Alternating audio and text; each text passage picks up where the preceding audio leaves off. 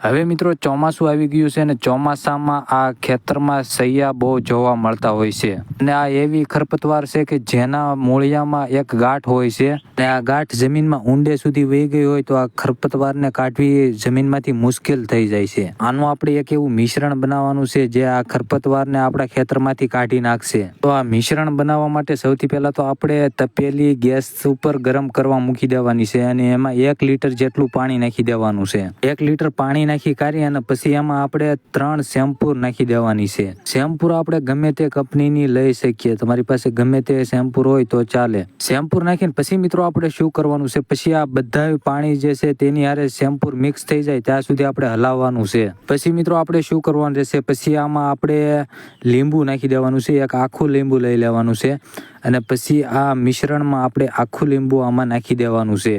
લીંબુ નાખ્યા પછી મિત્રો આપણે શું કરવાનું રહેશે, પછી મિત્રો આપણે આમાં 1 માપિયું ડેટરોલનું ભરીને નાખી દેવાનું છે. જે ડેટરોલનું ઢાંકણું હોય તે ભરી કાઢીને એક આમાં નાખી દેવાનું છે. ડેટરોલનું એક ઢાંકણું ભરી કાઢી અને પછી આપણે આ બધું મિશ્રણ પાછું આપણે ફરીવાર એકવાર મિક્સ કરી દેવાનું છે. પછી મિત્રો આપણે આમાં શું નાખવાનું રહેશે, પછી આપણે જે કપડાં ધોવાની ભૂકી આવે તે 2 ચમચી નાખી દેવાની છે. જે આપણે કપડાં ધોવાની ભૂકી આવે છે તે આમાં 2 ચમચી નાખી કાઢીએ અને આ બધા મિશ્રણને મિક્સ કરી લેવાનું છે. પછી આમાં 2 ચમચી જેટલું આપણે મીઠું નાખી દેવાનું છે. 2 ચમચી મીઠું નાખી કાઢી અને ફરીવાર આપણે બધા મિશ્રણને સરખી રીતના મિક્સ કરી દઈશું. બધું મિશ્રણ મિક્સ થઈ જાય ત્યાં સુધી આપણે આને મિક્સ કરી દેવાનું છે. 2 ચમચી આપણે નમકની નાખી કાઢી અને પછી આમાં આપણે 2 ચમચી જેટલો સૂનો નાખી દેવાનો છે. 2 ચમચી સૂનો આપણે આમાં નાખી કાઢી અને પછી આપણે આ બધા મિશ્રણને ફરીવાર એકવાર મિક્સ કરી લેવાનું છે. પછી આપણે શું કરવાનું રહેશે, પછી આપણે આમાં 2 ચમચી લાલ મરચું નાખી દેવાનું છે. 2 ચમચી લાલ મરચું નાખી કાઢી અને બધા મિશ્રણને હલાવી કાઢી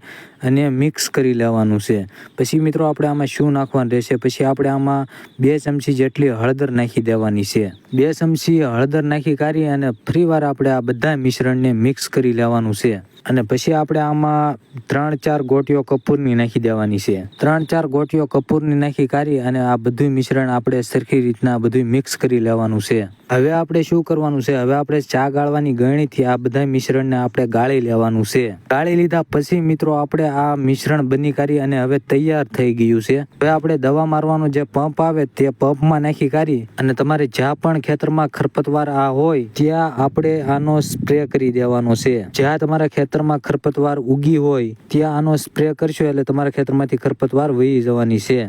એક વાતનું ખાસ ધ્યાન રાખવું મિત્રો, તમારા ખેતરમાં પાક ઊભો હોય ત્યાં તમારે આનો સ્પ્રે નથી કરવાનો. તમારે ખાલી ખેતરમાં ખરપતવાર ઉગી હોય ત્યાં આનો સ્પ્રે કરી દેવાનો. તો આ વાતનું ખાસ ધ્યાન રાખજો કે તમારા જે ખેતરમાં પાક ઊભો હોય ત્યાં આનો સ્પ્રે ના કરતા તમારા પાકમાં નુકસાની આવશે. જો તમારે ખેતરમાં ખાલી જગ્યા હોય, ગમે ત્યાં ખરપતવાર નીકળતી હોય ત્યાં આનો તમે સ્પ્રે કરી શકો છો. તો વિડીયોને લાઈક કરી દેજો અને બીજા મિત્રો સુધી આ વિડીયોને શેર કરી દેજો. નવા વિડીયો જોવા માટે આપણા ફેસબુક પેજને ફોલો જરૂરથી કરી લેજો.